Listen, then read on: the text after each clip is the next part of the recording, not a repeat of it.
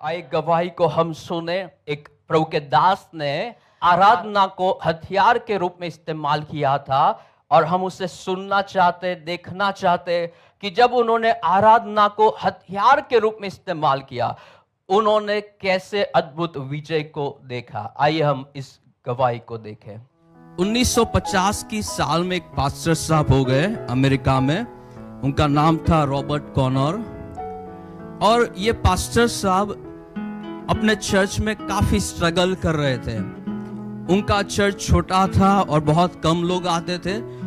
अपना गुजारा करने के लिए, अपने परिवार का गुजारा करने के लिए भी उनको तकलीफ हो रही थी। और इसलिए इस पास्टर साहब ने और एक नई जॉब ढूंढी। ये पास्टर साहब क्योंकि उनका गुजारा नहीं हो रहा था, वो हॉस्पिटल में गए ताकि वहां कुछ और कमाए, वहां से कुछ उनको इनकम मिले और उनके परिवार का गुजारा हो पाए। पास्टर साहब जब वहां पर गए तब वहां के जो अधिकारी थे उन्होंने उनको एक स्पेशल ड्यूटी दी। एक स्पेशल जगह पर पास्टर साहब को वो हॉस्पिटल में रखा गया और वो जगह थी मेंटल वार्ड, जहां पर हर एक जो पेशेंट थे वो मानसिक रीति से अस्थिर थे।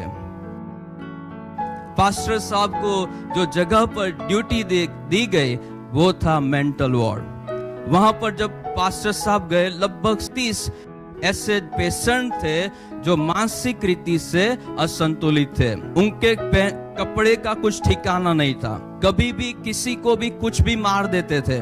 वहां पूरा जो वार्ड था वो अस्त व्यस्त था, देखने से ही बहुत डरावना लगता था। पास्टर साहब को लगा मैं ये कौन सी जगह पर आ गया। पास्टर साहब वहां पर गए, वो रूम में अपनी ड्यूटी उन्होंने शुरू की और प्रभु से कहा, प्रभु मैं इन पेशेंट के लिए, इन मरीजों के लिए प्रभु मैं क्या कर सकता हूं। वो दुआ करने लगे, प्रभु मुझे अनुग्रह दे कि मैं इनके लिए कुछ कर पाऊं। तब उन्होंने एक आवाज सुनी, तू यहां पर आराधना शुरू कर। तू यहां पर क्या कर? तू यहां पर मेरी आराधना शुरू कर। पास्टर साहब को अजीब लगा, भाई ये सब मानसिक रीति से असंतुलित है, कभी भी कुछ भी मार देंगे, मैं उनके बीच बैठकर आराधना कैसे करूं। लेकिन वो परमेश्वर की आवाज को अधीन हुए। उन्होंने वही जो मेंटल वार्ड था जहां पर मरीजों को रखा गया था, उनके बीच घुटनों पर आकर जिंदा परमेश्वर की आराधना शुरू की। हालेलुया। आराधना करते गए, हर रोज आते, वहां बैठते, प्रभु को धन्यवाद देते, गाने गाते और प्रभु की आराधना करते। एक दिन हुआ, 2 दिन हुए, पूरा एक सप्ताह चला गया, कुछ भी नहीं हुआ। वो फिर से प्रभु से पूछने लगे, प्रभु तेरी क्या इच्छा है? इन मानसिक रीति से जो बीमार है, ऐसे मरीजों के लिए मैं क्या करूं प्रभु? प्रभु ने फिर से कहा, मेरी आराधना काफी है इनके जीवन में जो बंधन है उसे तोड़ने के लिए। फिर से उन्होंने आराधना शुरू की। प्यारो, एक और सप्ताह निकल गया। आराधना करते करते करते वो निराश होने लगे, प्रभु अभी भी कुछ नहीं हो रहा। मैं 2 सप्ताह से ये जगह पर हूं, ये मानसिक रीति से जो बीमार है उन मरीजों के बीच 2 सप्ताह से आपने कहा इसलिए मैं आराधना कर रहा हूं, लेकिन कुछ नहीं हो रहा प्रभु। प्रभु ने कहा, मैंने जो कहा है वो तू करता रहे। तीसरा सप्ताह उन्होंने परमेश्वर के आगे बैठकर वो मेंटल वार्ड में परमेश्वर की आराधना शुरू की। और जब वो आराधना कर रहे थे, एक बड़ी मोटी लेडी जो मानसिक रूप से बीमार थी उनकी ओर आ रही थी। वो डर गए, ये आएगी और पता नहीं क्या करेगी, कुछ मार ना दे मुझे, क्योंकि उनको कुछ पता नहीं चलता वो क्या कर रहे क्या नहीं कर रहे। वो डर रहे थे कि कहीं ये मुझे मार ना दे।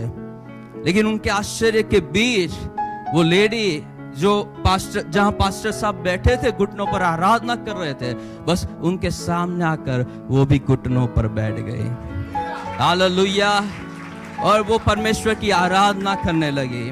वो मानसिक रूप से बीमार लेडी परमेश्वर के दास जहां बैठे थे उनके सामने आकर वो भी उनके साथ जुड़कर परमेश्वर की आराधना करने लगी।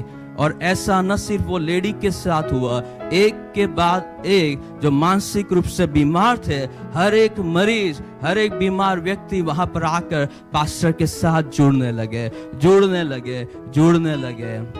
1 साल के बाद वो पूरा वार्ड खाली था, क्योंकि हर एक मरीज को प्रभु ने चंगा कर दिया। आराधना एक शक्तिशाली हथियार है प्यारो। जहाँ कुछ काम नहीं आता, वहां सिर्फ परमेश्वर की आराधना बहुत बड़ा परिवर्तन ला सकती है। आमीन। उसमें से बहुत सारे मरीज जो मानसिक रूप से बीमार थे और चंगे हुए, वो पास्टर साहब की कलीसिया के मेंबर बने। हालेलुया।